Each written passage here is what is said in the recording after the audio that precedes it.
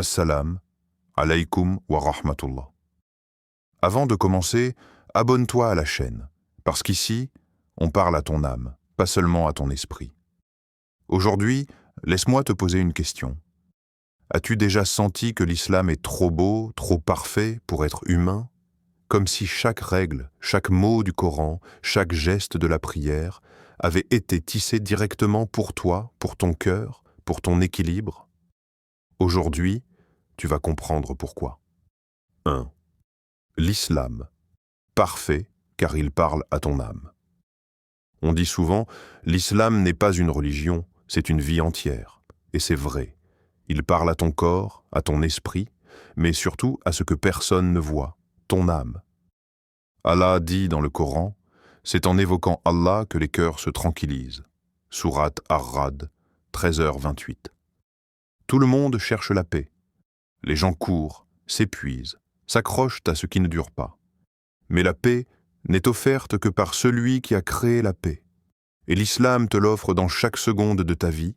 La prière te calme, le dhikr te purifie, le Coran te répare, le ramadan t'élève, la patience te protège, la gratitude t'enrichit.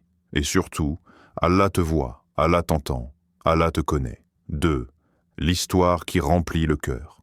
Un jour, un homme est venu voir un savant et lui a dit « Je recherche la perfection dans ma vie, mais je ne la trouve nulle part. » Le savant sourit et répondit « Tu la cherches dans les gens, dans le monde, dans les choses.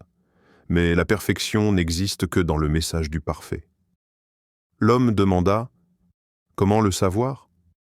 Le savant posa sa main sur son cœur et dit « Quand tu pratiques l'islam, sincèrement, ton cœur devient plus léger, pas plus lourd, plus lumineux, pas plus sombre, plus proche d'Allah, pas plus éloigné. » Et c'est ça, le signe de la perfection.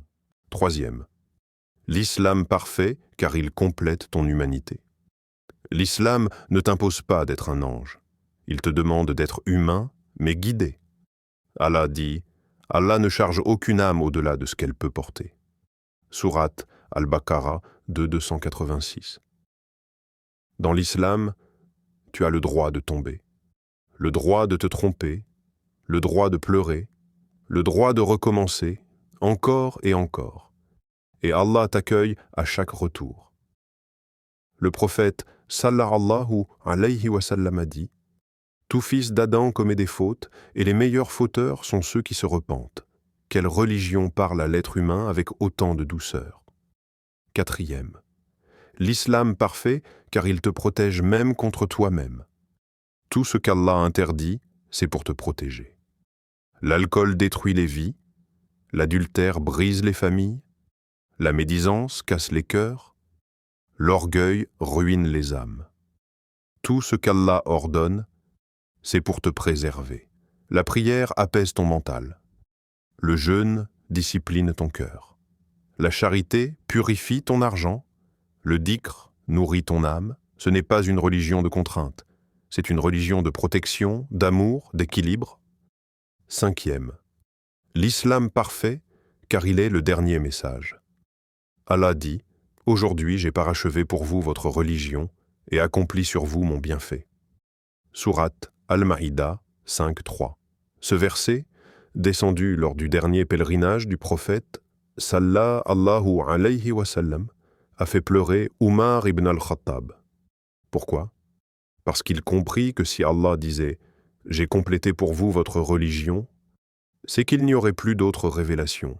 Le message était parfait, complet, équilibré, éternel. 6.